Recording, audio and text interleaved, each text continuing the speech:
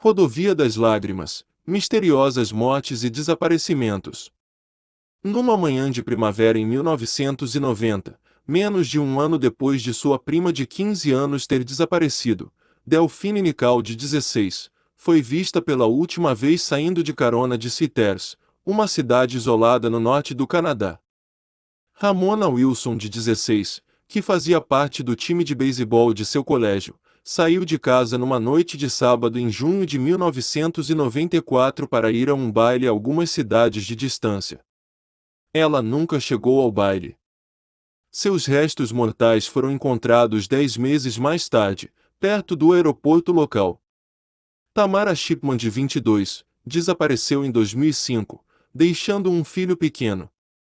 Ela ainda está desaparecida, disse sua tia, Gladys Haddock. Em setembro serão 11 anos desde que ela sumiu. Dezenas de meninas e mulheres canadenses, em sua maioria indígenas, desapareceram ou foram assassinadas perto da Rodovia 16, uma estrada isolada de asfalto que divide a Colômbia Britânica ao meio e passa por florestas densas, cidades formadas em torno de serrarias e reservas indígenas pobres, até chegar ao Oceano Pacífico. Tantas mulheres e meninas já desapareceram ou apareceram mortas em um trecho da estrada que os habitantes da região a conhecem como Rodovia das Lágrimas. Uma unidade da Real Polícia Montada Canadense, formada especialmente para investigar os desaparecimentos, vinculou oficialmente 18 desses casos ocorridos entre 1969 e 2006 a esse trecho da rodovia e duas estradas ligadas a ela. Mais mulheres desapareceram desde então, e ativistas comunitários e parentes das desaparecidas acreditam que o total esteja mais próximo de 50. Quase todos os casos continuam sem solução. A Rodovia das Lágrimas e os desaparecimentos das mulheres indígenas viraram um escândalo político na Colômbia Britânica. Mas esses casos formam apenas uma parte minúscula do total de mulheres indígenas assassinadas ou desaparecidas em todo o Canadá. A Real Polícia Montada Canadense contabilizou oficialmente cerca de 1.200 casos nas últimas 3 décadas, mas pesquisas da Associação de Mulheres Indígenas do Canadá sugerem que o número total possa chegar a 4.000. Em dezembro, depois de seu predecessor conservador recusar-se a isso por anos, o primeiro-ministro Justin Trudeau anunciou a abertura de um longamente aguardado inquérito nacional sobre os desaparecimentos e assassinatos de mulheres indígenas. Previsto para custar 40 milhões de dólares canadenses, 31 milhões de dólares, o inquérito se insere na promessa feita por Trudeau de renovar completamente a relação do Canadá com seus cidadãos indígenas. E ele chega em um momento crítico. As mulheres indígenas compõem cerca de 4% da população feminina total do Canadá, mais 16% das mulheres vítimas de homicídio são indígenas, revelam estatísticas governamentais. Carolyn Bennett, ministra dos Assuntos Indígenas e do Norte, passou meses percorrendo o país para fazer consultas com comunidades indígenas.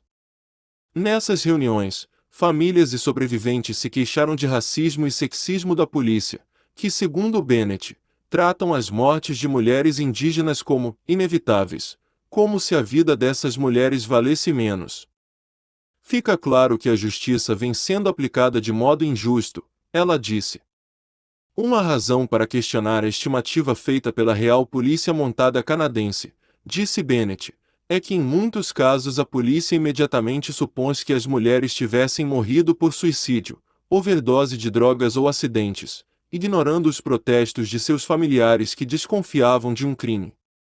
Não houve investigação, ela disse, citando um caso recente. A pasta do arquivo sobre o caso está vazia.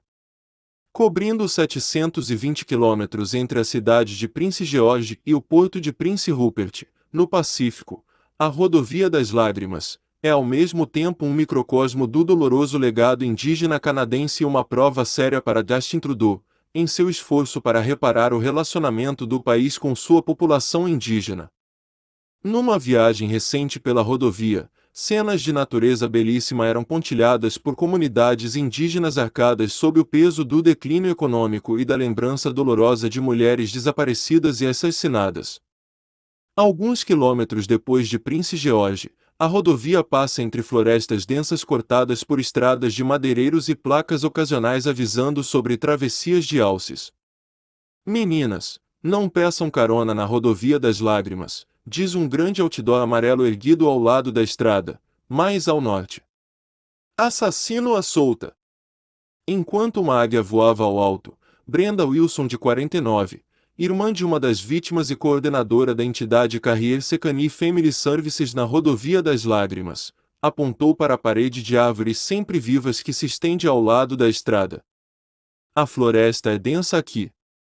Se você procura uma pessoa, é difícil encontrá-la, ela disse, citando os nomes de várias mulheres que continuam desaparecidas. Em dezembro, o governo da província anunciou planos para aumentar a segurança ao longo da rodovia 16, incluindo verbas para câmeras na rodovia e veículos para as comunidades indígenas. Mas pouca coisa mudou na rodovia, que ainda não tem iluminação nem qualquer meio de transporte público exceto um serviço de ônibus greu infrequente e que não chega até as comunidades remotas. O perigo não impede pessoas que não têm alternativa de pedirem carona. No povoado de Barnes Lake, a indígena desempregada Drusela Joseph, de 25, embarcou num carro que passava pelo local com seu namorado, Corey Combs. Quando realmente preciso, algum amigo geralmente me leva. Mas, tirando esses momentos, a gente pede carona, ela disse ao motorista. Ela e Combs vivem do auxílio de invalidez que ele recebe e de alimentos doados por bancos de alimentos. Nenhum dos dois tem celular. Combs disse que quando está viajando de carona, leva um cacetete ou chave de fenda para se proteger. Matilda Wilson, membro da nação indígena Jitsa, uma das primeiras nações, contou que quando sua filha Ramona desapareceu em 1994, a polícia se recusou a agir. Eles nos deram um monte de desculpas, dizendo que ela poderia voltar no dia seguinte ou na semana seguinte, disse Wilson. Não estavam com pressa nenhuma, não estavam nem um pouco preocupados. Então começamos a procurar por conta própria.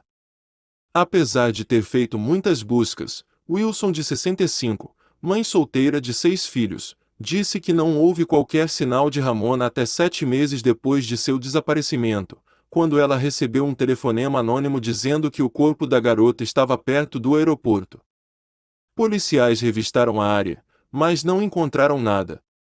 Em abril de 1995, 2 homens que andavam de quadriciclo perto do aeroporto encontraram os restos mortais de Ramona enterrados debaixo de algumas árvores.